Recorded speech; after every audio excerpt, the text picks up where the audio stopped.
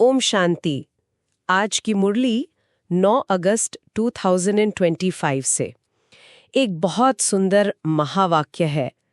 मीठे बच्चे, यह पुरुषोत्तम संगम युग, कल्याणकारी युग है।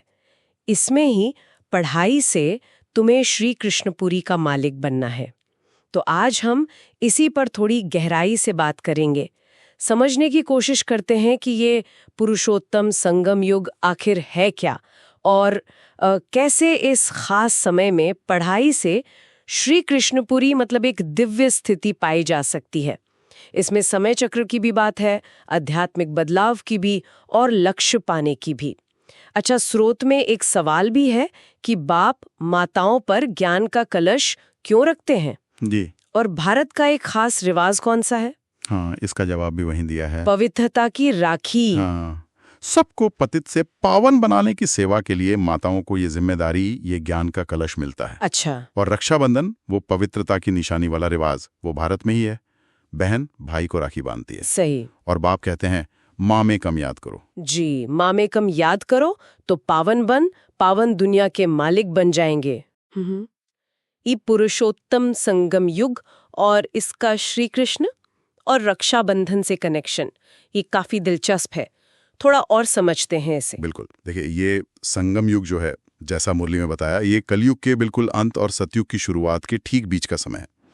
बहुत ही विशेष, कल्याणकारी, परिवर्तन का समय। परिवर्तन का, जब पुरानी दुनिया बदलकर नई बनती है। और श्री कृष्ण का संबंध मुरली में आता है कि लक्ष्मी नारायण जो पहले राधे कृष्ण थे जी, उन्हें स्वर्ग की बादशाही संगम युग में की हुई पढ़ाई से मिली थी, सतयुग में नहीं। सही कहा। ये पढ़ाई, ये राजयोग, ये परमपिता परमात्मा शिव ने ही संगम पर सिखाया था। अच्छा। और ये एक चक्र है, जैसे श्री कृष्ण की आत्मा वो पूरे कल्प में 84 जन्म लेती है। 84 जन्म। हाँ। और अपने अंतिम 84वें जन्म में वही आत्मा ब्रह्मा बनती है। अच्छा। और ब्रह्मा के रूप में शिव परमात्मा से ये ज्ञान लेती है, और इसी ज्ञान से फिर अगले चक्र में, सतयुग में, वो फिर से श्री कृष्ण बनते हैं। मतलब ब्रह्मा जिनके द्वारा ज्ञान मिल रहा है वही आत्मा कृष्ण थे और फिर बनेंगे। जी हाँ, बिल्कुल। तो संगम युग पर ब्रह्मा द्वारा ये ब्राह्मणों की रचना, ब्रह्मा कुमार कुमारियों की ये नई दुनिया की स्थापना के लिए बहुत जरूरी हो जाती है। अत्यंत महत्वपूर्ण, क्योंकि ब्रह्मा ही वो माध्यम है जिनसे परमात्मा ये परिवर्तनकारी ज्ञान देते हैं। तो फिर रास्ता क्या है, तरीका? रास्ता है पवित्रता और याद। माँ में कम याद करो। एक परमात्मा पिता को याद करना। हाँ, और पवित्रता, जैसे रक्षाबंधन का मिसाल दिया ना, बहन भाई को राखी बांधती है, पवित्रता का वचन लेती देती है। जी। वैसे ही या माताएं ज्ञान कलश धारण कर सबको पावन बनाने की सेवा करती हैं।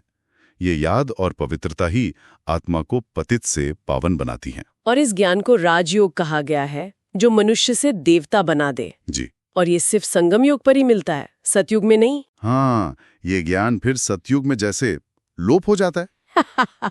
इसकी जरूरत ही इस संगम युग पर है। हाँ। ये एक तरह की आध्यात्मिक पढ़ाई है, पाठशाला है। अच्छा, तो इसका महत्व इसी में है कि ये मुक्ति और जीवन मुक्ति का रास्ता है। बिल्कुल। दुखधाम से सुखधाम जाने का। ये वो समय है जब अपनी खोई हुई वो बादशाही, वो दिव्यता पुरुषार्थ से फिर से पा सकते हैं। और इसमें ये बात भी है कि ये सारा ज्ञान आत्मा में रिकॉर्डेड है, और ये पूरा ड्रामा, ये नाटक हर 5000 साल में हूबहू रिपीट होता है। और इस परिवर्तन के लिए अहिंसा पर भी जोर है, डबल अहिंसा। जी हाँ, डबल अहिंसा, मतलब काम विकारों से भी परे और स्थूल लड़ाई झगड़े से भी परे, बिल्कुल शांत, पवित्र।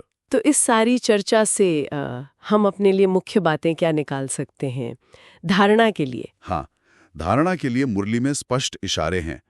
पहला तो इस पुरानी दुनिया में रहते हुए डबल अहिंसक बनना है, मतलब मन से, कर्म से, हिंसा से परे। योग बल से नई दुनिया स्थापन करनी है। बिल्कुल, अपने जीवन को हीरे जैसा बनाना है। और दूसरा, जो बाप सुनाते हैं उस पर विचार सागर मंथन करना है, गहराई से सोचना है और फिर दूसरों को भी सुनाना है। और अंदर ये खुशी रहे कि ये पढ़ाई पूरी होगी तो हम कृष्णपुरी में जाएंगे। जी, वो नशा, वो निश्चय। एक वरदान भी बहुत सुंदर है, अपवित्रता के नाम निशान को मिटाकर हिज होलीनेस का टाइटल पाने वाले होलियंस बनो। हाँ, होलियंस, जैसे हंस कंकड़ छोड़ मोती चुगता है, वैसे ही होलियंस किसी के अवगुण रूपी कंकड़ को नहीं देखते, ना धारण करते हैं, गुणों को देखते हैं। जी। व्यर्थ और समर्थ को अलग कर व्यर्थ को छोड़ देते हैं, समर्थ को अपना लेते हैं। उनका आहार व्यवहार सब शुद्ध।